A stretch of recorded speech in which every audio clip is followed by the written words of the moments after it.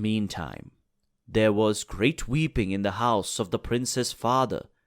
His brother used every day to look at the tree planted in the courtyard by his own hand. Hitherto he had found the leaves of a living green color, but suddenly he found some leaves fading. He gave the alarm to the king and the queen and told them how the leaves were fading. They concluded that the life of the elder prince must be in great danger.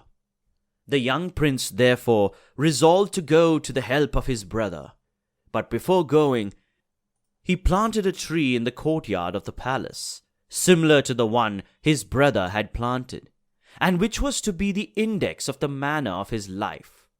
He chose the swiftest steed in the king's stables and galloped towards the forest.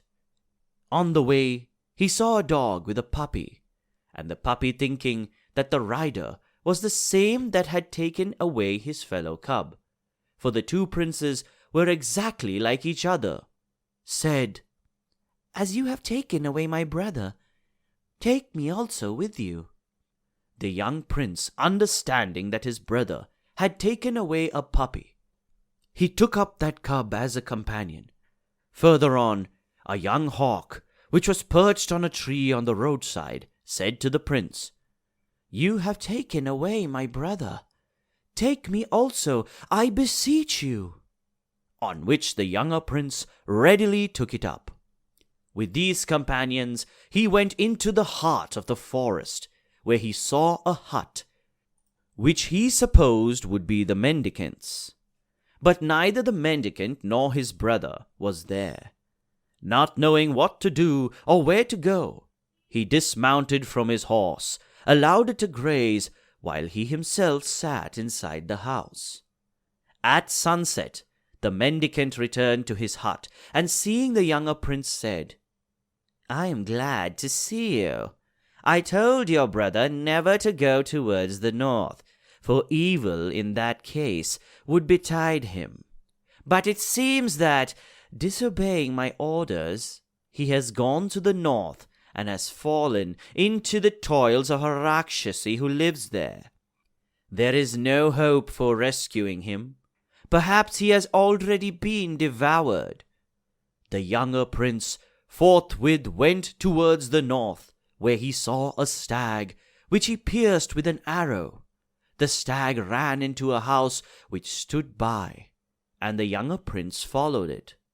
He was not a little astonished when, instead of seeing a stag, he saw a woman of exquisite beauty. He immediately concluded from what he had heard from the mendicant that the pretended woman was none other than the Rakshasi in whose power his brother was. The lady asked him to play a game of dice with her.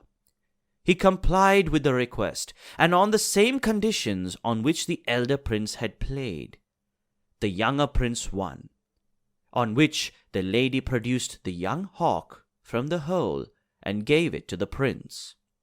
The joy of the two hawks on meeting each other was great. The lady and the prince played a second time, and again the prince won. The lady therefore brought to the prince the young puppy lying in the hole. They played a third time, and the prince won a third time. The lady demurred to producing a young man exactly like the prince, pretending that it was impossible to get one. But on the prince insisting upon the fulfillment of the condition, his brother was produced. The joy of the two brothers on meeting each other was great. The Rakshasi said to the princes, "Don't kill me, and I will tell you a secret which will save the life of the elder prince."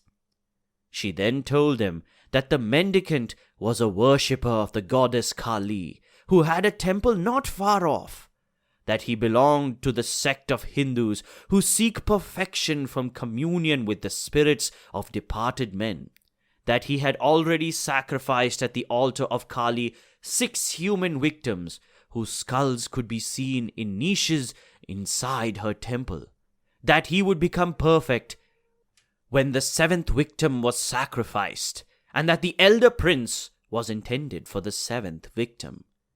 The Rakshasi then told the prince to go immediately to the temple to find out the truth of what she had said. To the temple they accordingly went. When the elder prince went inside the temple, the skulls in the niches laughed a ghastly laugh. Horror struck at the sight and sound. He inquired the cause of the laughter, and the skulls told him that they were glad because they were about to get another added to their number.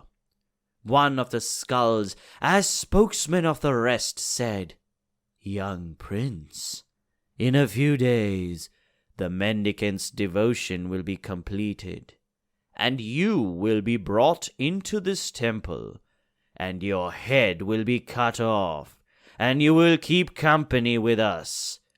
But there is one way by which you can escape that fate and do us good." "Oh, do tell me," said the prince, "what that way is, and I promise to do you all the good I can."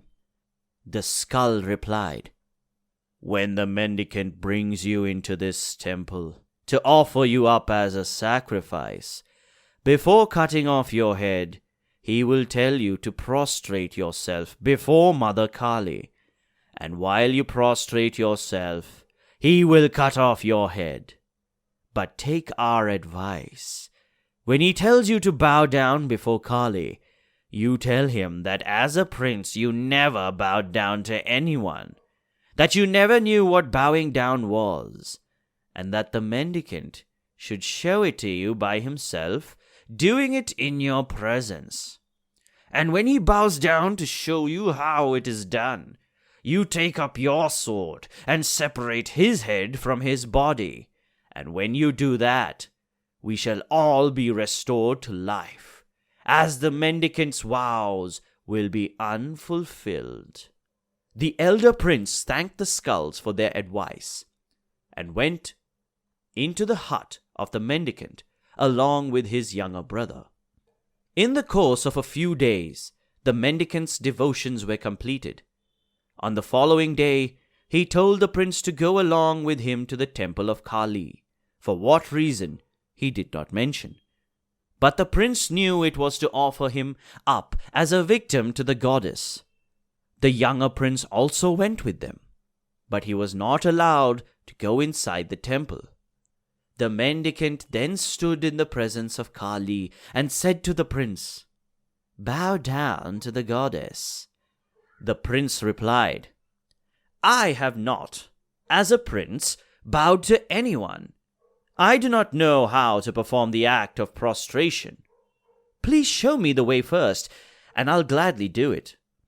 The mendicant then prostrated himself before the goddess, and while he was doing so, the prince at one stroke of his sword separated his head from his body.